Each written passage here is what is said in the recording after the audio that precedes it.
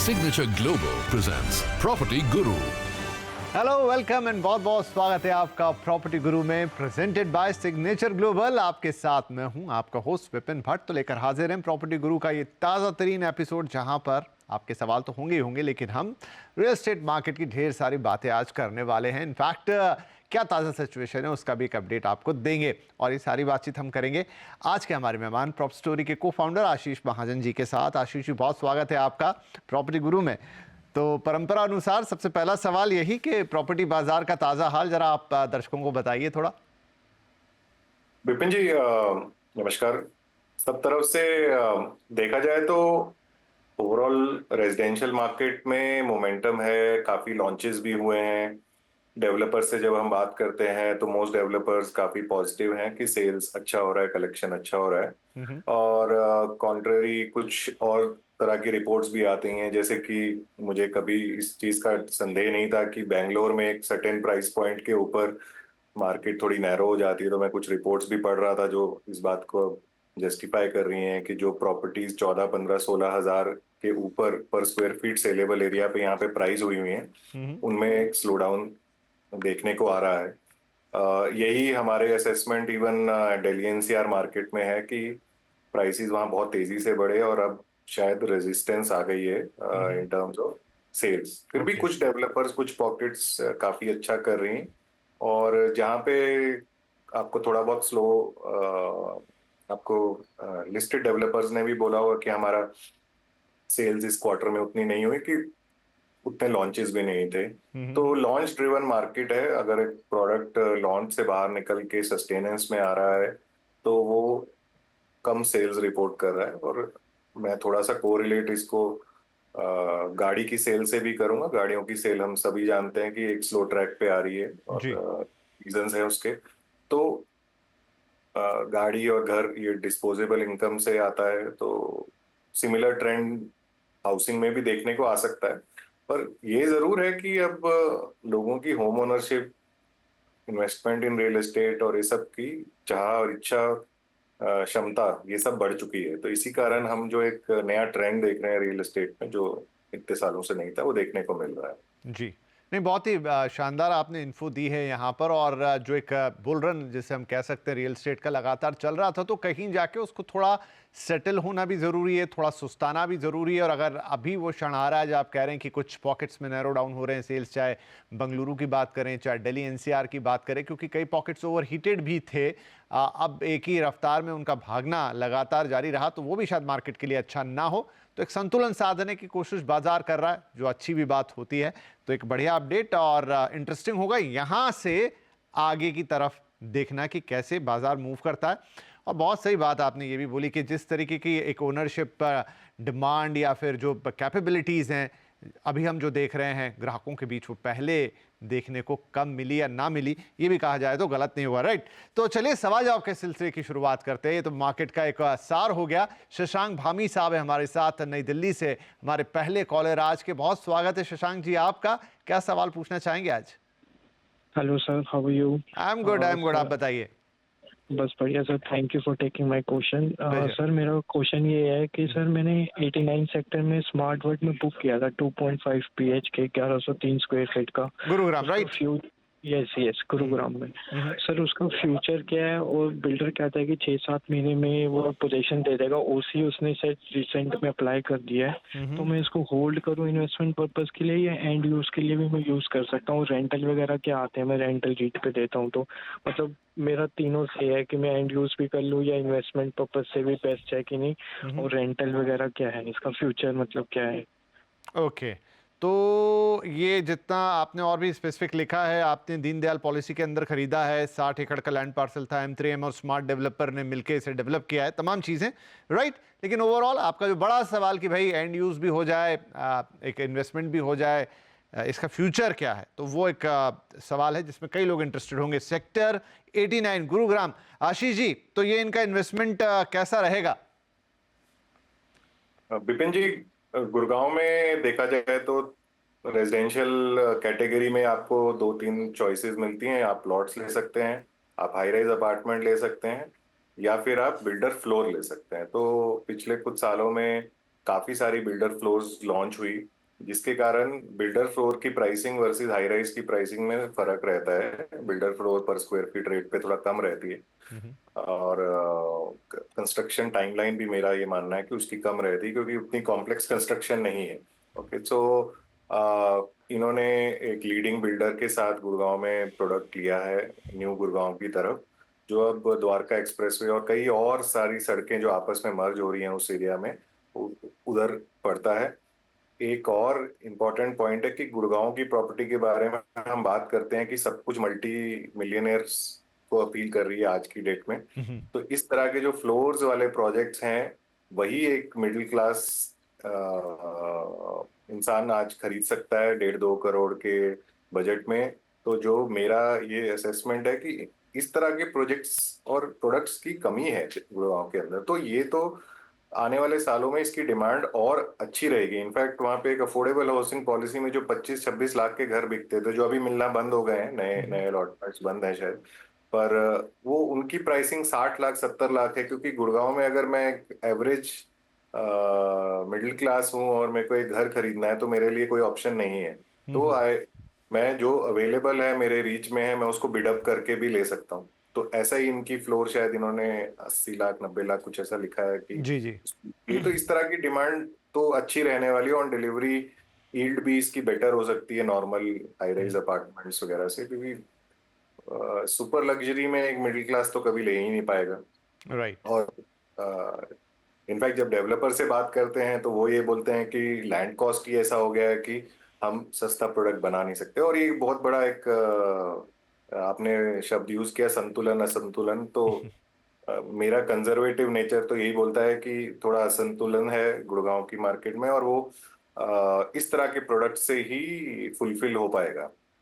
Okay, तो चलिए, आपकी जो बातचीत लग रही है उससे लग रहा है कि इन्होंने एक सही प्रोजेक्ट को स्ट्राइक किया है, जिसकी डिमांड आगे भी रहेगी। क्योंकि सही बात है, गुरुग्राम एक ऐसी जगह है जहां थोड़ा सा वैसे ही बहुत हीटेड अप है इस समय, और लग्जरी की तरफ टिल्ट पहले भी था, अब और टिल्ट होता हुआ दिख रहा है। ऐसे में जो एक मिडिल क्लास के लिए हम बात करते हैं, क्या ऑप्शंस हैं 60-70-80 लाख रुपए के बजट में, तो यहाँ पर आई थिंक ये जो सिटी ऑफ ड्रीम्स प्रोजेक्ट है, शशांक साहब, आपने सही किया है। सारे उसके आगे पीछे की जो चीज़ें हैं, उसके पीछे की फिलॉसफी और थ्योरी आपको आशीष जी ने अच्छी तरह समझा दी है। तो ऑल द बेस्ट है इसके लिए, और आई होप कि आपका ये इन्वेस्टमेंट रहने के पर्पज से और on as a return point of view दोनों आपको काफ़ी फ्रूटफुल रहेगा। बहुत बहुत बधाइयाँ।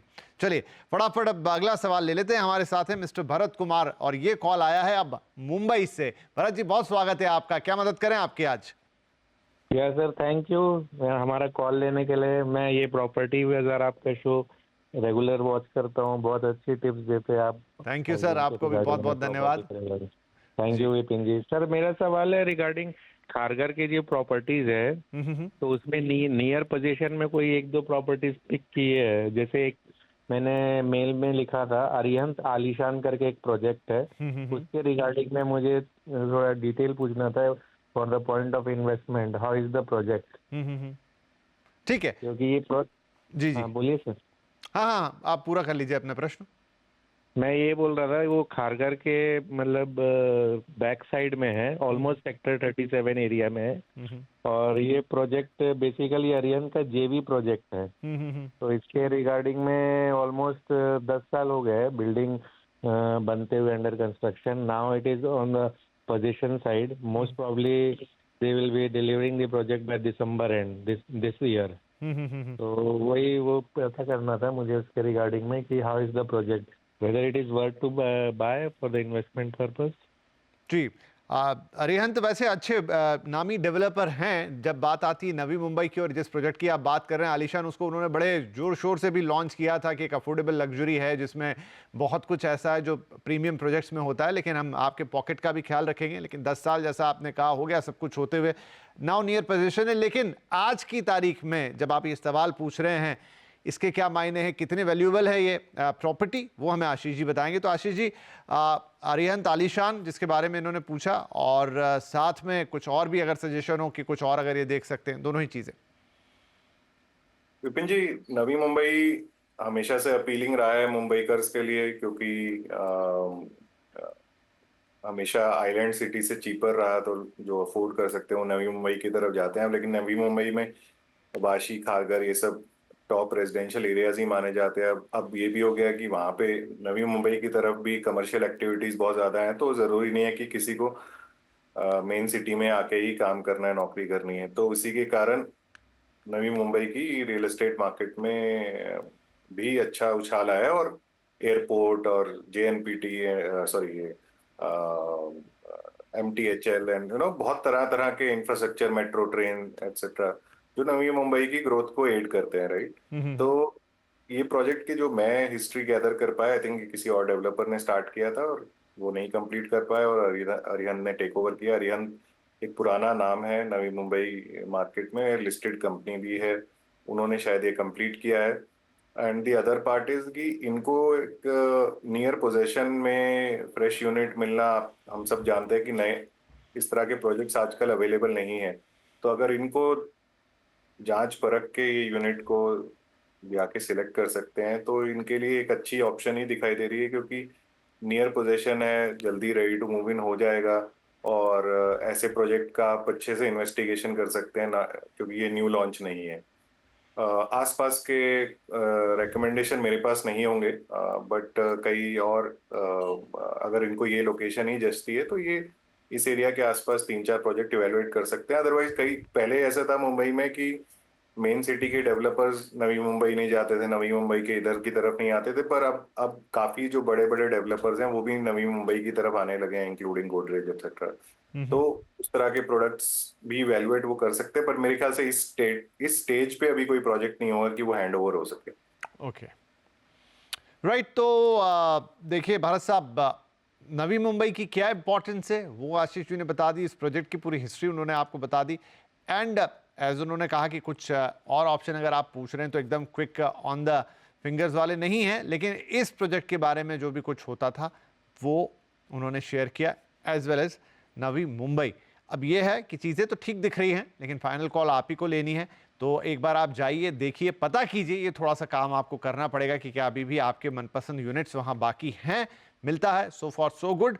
नहीं है तो फिर आगे चलते हुए हम दोबारा बात कर सकते हैं। कुछ और ऑप्शन आपको एग्जैक्टली नवी मुंबई नहीं तो एक बृहद नवी मुंबई जो पनवेल और तमाम दूसरे एरियाज वहाँ पर हैं, जरूर देने की कोशिश करेंगे, लेकिन एक बार आप इसे विजिट कर लीजिए अगर आप इसके बारे में इतना सोच रहे हैं, राइट। तो इसी के साथ हमारे लिए वक्त हो गया एक छोटे से ब्रेक का, लेकिन ब्रेक के उस पार आज गुरुग्राम पे काफ़ी बातचीत हुई, तो थोड़ा गुरुग्राम का और जायजा लेते हैं। खासतौर पे जो लग्जरी मार्केट है जो इस समय वो काफ़ी हॉट चल रहा है, उस पर थोड़ी बातचीत करेंगे। खास मेहमान होंगे हमारे साथ, लेकिन छोटा सा ब्रेक के बाद बातचीत जारी रखेंगे।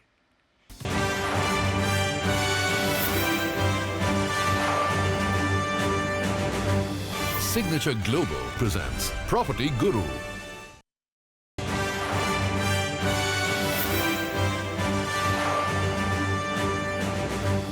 Signature Global presents Property Guru. Welcome back, आप देख रहे हैं प्रॉपर्टी गुरु, और अब बारी है कुछ खास बातचीत करने की। और आज हमारा फोकस एक बार फिर से रहने वाला है एनसीआर के ऊपर, और एनसीआर के अंदर भी खास तौर पे गुरुग्राम पर। क्यों वो मैं आपको बताऊंगा, लेकिन उससे पहले अपने मेहमान से आपका तारुफ करवाते हैं। हमारे साथ आज कार्यक्रम में मौजूद हैं रवि अग्रवाल साहब, जो कि को फाउंडर हैं और मैनेजिंग डायरेक्टर हैं सिग्नेचर ग्लोबल के। रवि जी, बहुत बहुत स्वागत है आपका। तो खास तौर पे देखिए, बैक टू बैक काफ़ी सारे रिपोर्ट्स आ रहे हैं अब, क्योंकि पहला हाफ जा चुका है इस साल का, और तमाम प्रॉपर्टी रिपोर्ट्स ये बता रहे हैं कि जो रियल एस्टेट मार्केट है वो बहुत बढ़िया कर रहा है। लेकिन अगर हम खास तौर पे बात करें, लग्जरी में काफ़ी फोकस है, और इंटरेस्टिंग फिगर ये आया है कि जो एनसीआर है, अगर हम पुराने नंबर से कंपेयर करें तो वहाँ पर मार्केट में बड़ी तेज़ी आई है, और एनसीआर के भी जो अलग अलग पॉकेट्स हैं उसमें गुरुग्राम का नाम नंबर 1 पे। तो पहले तो रवि जी मैं यही जानना चाहूँगा कि गुरुग्राम में आखिर इस समय मार्केट इतना हॉट क्यों हो गया है, और ख़ास तौर पे लग्जरी मार्केट में इतनी डिमांड क्यों है? विपिन जी, क्या है, गुड़गांव ना एक मिलेनियम सिटी है। It's not a just a location. इसमें गुड़गांव की जो कनेक्टिविटी है बहुत बड़ा रोल प्ले करती है। गुड़गांव स्ट्रेटेजिकली इतना स्ट्रांगली लोकेटेड है कि आप समझिए, चाहे जितने भी एक्सप्रेसवेज हैं उसको चारों तरफ से वो लोग उसको कनेक्ट करते हैं। फर्स्ट, एक तरफ हम लोग अगर नॉर्थ वाला पार्ट देखें तो उसको द्वारका एक्सप्रेसवे कनेक्ट करता है, मिड में दिल्ली मुंबई जो अपना ये जयपुर एक्सप्रेसवे है वो कनेक्ट करता है, NH8 है, इधर साउदर्न पेरिफेरी रोड है, इसको पूरा साउथ कनेक्ट करता है, और इससे आगे अगर हम बढ़े तो इंडिया का largest expressway Delhi Mumbai Baroda expressway वहां पर। तो इंफ्रा का जहां पर भी इतना बढ़िया कनेक्शन होगा वो लोकेशन अपने आप में प्राइम होगी, और साथ में national and international, domestic and national international दोनों एयरपोर्ट इसके पास आते हैं। और तीसरी बात सबसे बड़ी कि वर्ल्ड जो फॉर्चून 500 कंपनीज हैं उनमें से भी करीबन 250 से 300 कंपनीज के जो ऑफिस हैं वो गुड़गांव के अंदर है, वो एम्प्लॉयमेंट जनरेटर है। आज अगर हम 10 साल पहले पीछे मुड़ के देखें, 10 साल पहले अगर जैसे मुंबई में BKC है तो कोई भी कंपनी को ऑफिस लेना होता था, कोई भी कॉर्पोरेट ऑफिस लेना होता था तो BKC आती थी, इधर दिल्ली में आती थी तो कनॉट प्लेस ऑफिस लेती थी। लेकिन जिस तरह से कनेक्टिविटी गुड़गांव के अंदर डेवलप हुई, इंफ्रास्ट्रक्चर का डेवलपमेंट हुआ, एयरपोर्ट, ये सारी चीजें होने के बाद आज उन फॉर्चून 500 कंपनीज की पहली प्रेफरेंस गुड़गांव के अंदर ऑफिस लेना है। तो एम्प्लॉयमेंट जनरेट हुई, एक हर क्लास ऑफ कस्टमर के लिए यहाँ पर अवेलेबिलिटी ऑफ एम्प्लॉयमेंट हुई। तो ये सारे फैक्टर्स मिलके गुड़गांव को एक नेक्स्ट लेवल देते हैं। सेकंड, आज अगर हम दिल्ली की बात करें, दिल्ली के अंदर क्योंकि पुराना इंफ्रास्ट्रक्चर है उसको अपग्रेड नहीं किया जाता एक लेवल पे, और दिल्ली की 2.5 करोड़ की पॉपुलेशन है, आज गुड़गांव की सिर्फ 22 लाख लोगों की पॉपुलेशन है लास्ट के हिसाब सेंसस के हिसाब से। अगर सिर्फ 10% लोग भी दिल्ली से आज मूव करने लग जाएं गुड़गांव में, तो आप समझ सकते हैं कि गुड़गांव यहाँ से डबल हो जाएगा। ये सारी जो तेजी का जो कारण है वो एक बहुत बड़ा फैक्टर माइग्रेशन है। और हरियाणा के अंदर भी जो भी उसकी भी 2.5 से 3 करोड़ की पॉपुलेशन है, उसके अंदर भी माइग्रेशंस गुड़गांव की तरफ हो रही है। हर एक की विश है कि मेरा एक घर गुड़गांव यानी मिलेनियम सिटी में होना चाहिए। देखिए, गुड़गांव या गुरुग्राम की हम जो बात कर रहे हैं तो अब ये भी फैलते फैलते एक बहुत बड़ा एरिया हो चुका है, इसके भी कई पॉकेट्स बन गए हैं। मैं जानना चाहूंगा, समझना चाहूंगा थोड़ा आपसे कि इस वक्त गुड़गांव के कौन से सेक्टर्स, कौन से पॉकेट सबसे हॉट हैं जहां पर सबसे ज्यादा एक्टिविटी है? गुड़गांव के जहां पर भी हाईवेज लगे हुए हैं, जहां पर भी एक्सप्रेसवेज लगे हुए हैं, वो चारों जगहें बिल्कुल हाईली एक्टिव हो चुकी है। Connectivity plays the role, infrastructure plays the role. Dwarka expressway में, जब तक द्वारका एक्सप्रेसवे आज 2008 में स्टार्टिंग में अनाउंस हुआ था, लेकिन डिलीवरी उसकी आज हुई। आज जब से मोदी जी ने उसका इनॉग्रेशन किया है, गडकरी जी ने बहुत अच्छा काम किया है, आज एक अपने आप में एक स्टेट ऑफ आर्ट बना वो द्वारका एक्सप्रेसवे। तो पूरे द्वारका एक्सप्रेसवे के प्रोजेक्ट एकदम नेक्स्ट लेवल पे टच कर गए, प्राइसिंग बहुत अच्छी होगी। SPR दूसरा है साउदर्न पेरिफेरी रोड, यानी कि साउदर्न पार्ट ऑलवेज पूरे, आप चाहे इंडिया लेवल पे देखें, कहीं पर भी कोई भी, चाहे बॉम्बे में देखें, बॉम्बे में South Bombay, SoBo is the richest one, Delhi देखें, दिल्ली में south part is always the richest one, same SPR के अंदर। और दूसरा दिल्ली मुंबई बड़ौदा एक्सप्रेसवे यानी कि जो सोना की तरफ बढ़ते हैं, ये भी साउदर्न पार्ट है गुड़गांव का, ये भी उभर के आ रहा है क्योंकि साउदर्न पार्ट है और इसकी कनेक्टिविटी एक्सप्रेसवे से बहुत शानदार हो चुकी है। और बढ़िया बात है कि सिग्नेचर ग्लोबल जितनी भी ये प्राइम लोकेशंस हैं, हर जगह उन्होंने अपनी प्लेसमेंट ऑलरेडी प्रोजेक्ट की लैंड ली हुई है, और आने वाले वक्त में पहले कुछ लॉन्च भी हुए हैं, चाहे वो NPR पे यानी कि साउदर्न द्वारका एक्सप्रेसवे पे लॉन्च हुए हैं, साउदर्न पेरिफेरी पे लॉन्च हुए हैं, दिल्ली मुंबई बड़ौदा एक्सप्रेसवे पे लॉन्च हुए हैं, NH8 पे भी लॉन्च आने वाला है। तो ऐसे हर जगह पे हमारा मौजूदगी है, और आने वाले वक्त में हम हर जगह प्रोजेक्ट अपने लॉन्च करने वाले। तो रवि जी, खासतौर पे अगर मैं, चूंकि लग्जरी मार्केट पे आज हम थोड़ा फोकस कर रहे हैं, तो आपका एक बहुत शानदार पोर्टफोलियो मिक्स है और उसमें अब लग्जरी की भी अच्छी जगह है। आपके लग्जरी प्रोजेक्ट इस समय मैं कस्टमर पॉइंट ऑफ व्यू से इस सवाल को समझना चाहूँगा कि आपके जितने गुरुग्राम स्पेसिफिक प्रोजेक्ट हैं लग्जरी वाले, उनमें कस्टमर्स का फीडबैक कैसा है? बहुत ही शानदार फीडबैक है। देखिए, सिग्नेचर ग्लोबल ने बेस से काम चालू किया, स्टार्ट किया, और उसने हर क्लास ऑफ कस्टमर की जरूरतों को समझा और अंडरस्टैंड। और एक कंपनी की फिलॉसफी है कि हमें कस्टमर के फीडबैक पे उसका नीड बेस्ड प्रोडक्ट बनाना है। तो भी कस्टमर प्रोजेक्ट चाहता है, हम उस तरह के प्रोजेक्ट लेके आए, और जो उसकी पॉकेट अलाउ करती है ऐसे प्रोजेक्ट लेके आए जाए। लग्जरी के अंदर भी जब हम लोग एंटर किए, लास्ट में लग्जरी का पहला प्रोजेक्ट लॉन्च किया द्वारका एक्सप्रेसवे पे, डीलक्स DXP के नाम से, सेक्टर 3070 के अंदर, वो बैंग ऑन द्वारका एक्सप्रेसवे। आप इसके अंदर विश्वास करेंगे कि हमने इंटरनेशनल आर्किटेक्ट लिए, बेस्ट ऑफ बेस्ट उसके अंदर, और इतनी पूरी फुल ऑफ अमेनिटीज उसके अंदर एक डेवलपमेंट की, और उसका जो रिस्पॉन्स रहा, 1000 यूनिट हमने लॉन्च की थी, 1000 यूनिट्स, उसके अगेंस्ट करीबन 5 टाइम्स हमें सब्सक्रिप्शन मिला। मतलब कि 1000 यूनिट के अगेंस्ट 5000 कस्टमर्स ने हमारे पास अप्लाई किया कि हमें घर इस डीलक्स डीएक्सपी मिले। वो रिस्पॉन्स उस प्रोजेक्ट को एंडोर्स करता है। सेम रिपीट हुआ हमारा, अभी हमने रिसेंट एक लॉन्च किया सेक्टर 71, वो southern periphery, southern part of Gurgaon में है। वो भी लग्जरी के अंदर एक नेक्स्ट लेवल ऑफ अचीवमेंट थी। उसके अंदर भी हमने इंटरनेशनल आर्किटेक्ट लेके आए और 50+ अमेनिटीज के साथ वो प्रोजेक्ट हमने लॉन्च किया। और आप लगा लीजिए उसके अंदर प्रोजेक्ट के अंदर हमने जो भी एक 2 का कोर का प्रोडक्ट है उसके अंदर, यानी कि एक फ्लोर पे सिर्फ 2 अपार्टमेंट्स, उस लेवल ऑफ लग्जरी को हम उसके अंदर, प्राइवेट लिफ्ट्स और मल्टीपल 50 ऐसी अमेनिटीज के साथ उस प्रोजेक्ट को लॉन्च किया। और हमने लास्ट क्वार्टर में उस प्रोजेक्ट की ग्रैंड सक्सेस के साथ हमने उसको बहुत बढ़िया उसके अंदर रिस्पॉन्स रहा है। बढ़िया प्रोजेक्ट है, बढ़िया रिस्पॉन्स रहा, और हमने लास्ट क्वार्टर में एक बहुत अच्छा लेवल ऑफ सेल्स अचीव किया है।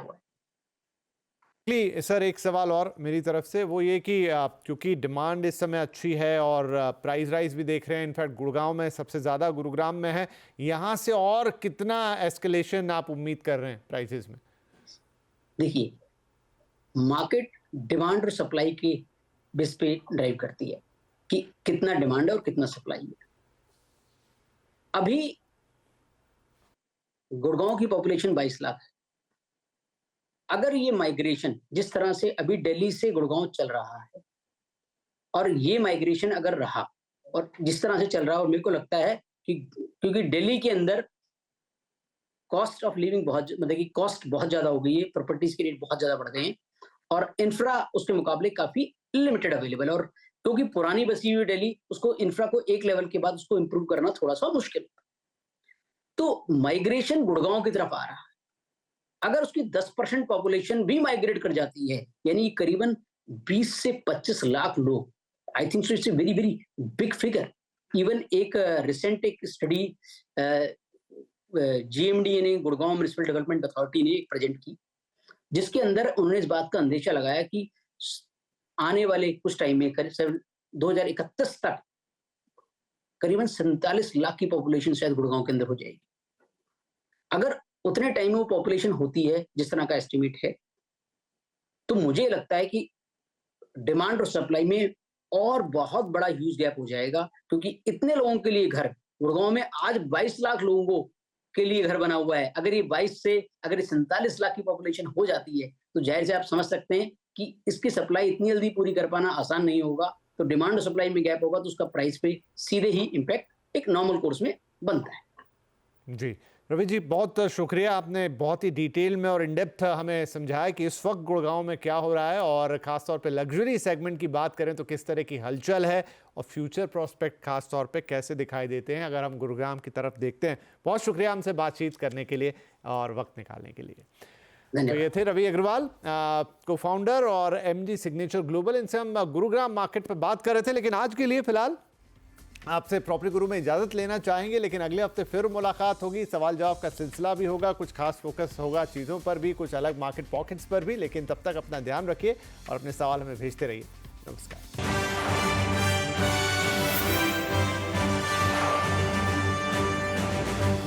Signature Global presents Property Guru.